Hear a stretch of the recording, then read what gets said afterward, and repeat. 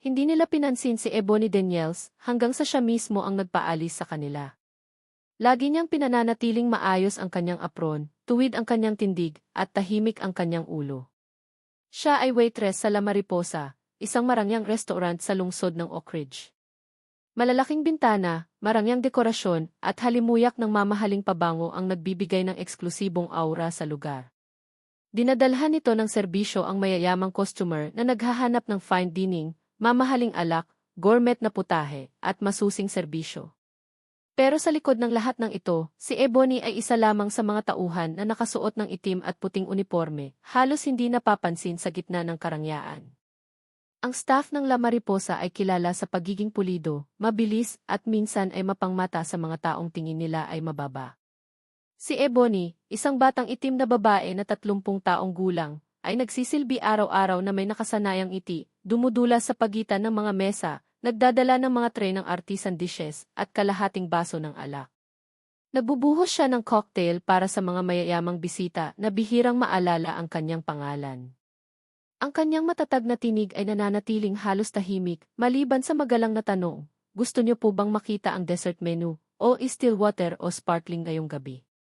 Sa paglipas ng panahon, natutunan niyang lunukin ang mga banayad na biro ng ilang kasamahan, ang mga tingin mula sa pamunuan.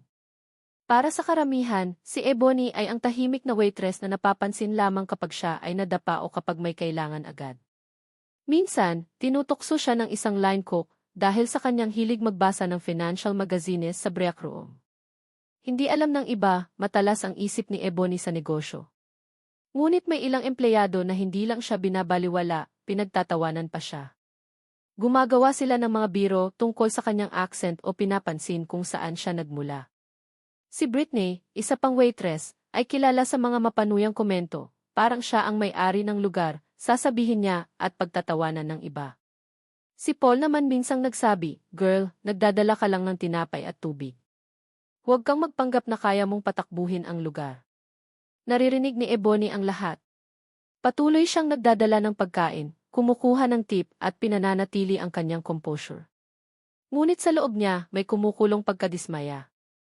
May potensyal na suporta mula sa isang angel investor na kaibigan na nakilala niya kamakailan sa isang lokal na business forum. Alam niyang hindi sapat iyon para bilhin ang buong restaurant, ngunit marahil sapat para sa isang controlling stake kung nais ni Aegis Patel na umalis ng maayos. Ang kanyang sigasig na sinamahan ng masusing kaalaman ay nakapagpahanga sa kanya. Gayunpaman, nagduda pa rin si Patel sa posibilidad, ngunit si Ebony ay matatag. Sa sumunod na linggo, nagdala siya ng datos, mga liham mula sa investor, at isang tiyak na pitch. Unti-unting nawala ang pagod ni Patel. Wala nang mas mabuting alok sa abot tanaw, kaya pumayag siya sa prinsipyo, basta't agad makakalap ni Ebony ang pondo. Tinatakan ni Ebony ang kasunduan sa pamamagitan ng pakikipag-ugnayan sa kanyang investor na si Maria, na naniwala sa kanyang pananaw. Ang araw na nilagdaan ni Ebony ang mga dokumento para sa controlling stake sa La Mariposa ay surreal.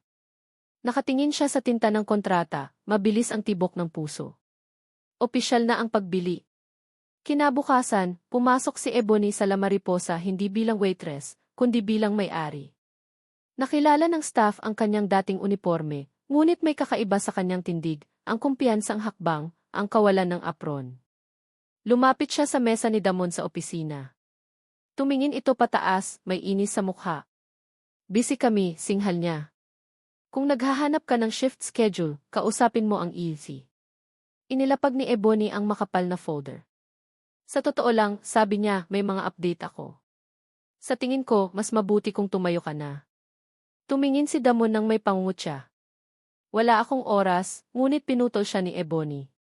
"Meron ka." Binuksan niya ang folder, ipinakita ang opisyal na papeles, ang kontrata ng pagbebenta na nagpapangalan kay Ebony Daniels bilang majority owner. Nanlaki ang mata ni Damon. "Hindi ano to?"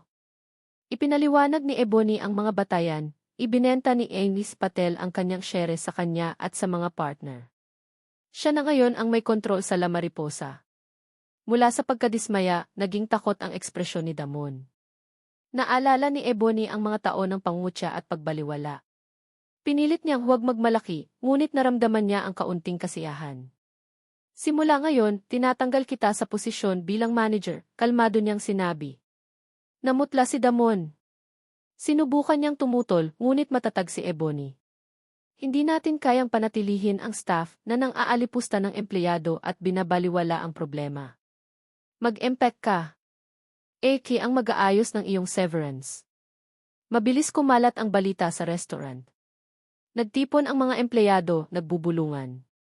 Si Ebony, na wala ng suot na server uniform, naglakad sa makintab na sahig na may otoridad. Tinipon niya ang staff sa dining area, ipinaliwanag ang pagbabago. Nasa ilalim tayo ng bagong pamamahala, bagong direksyon.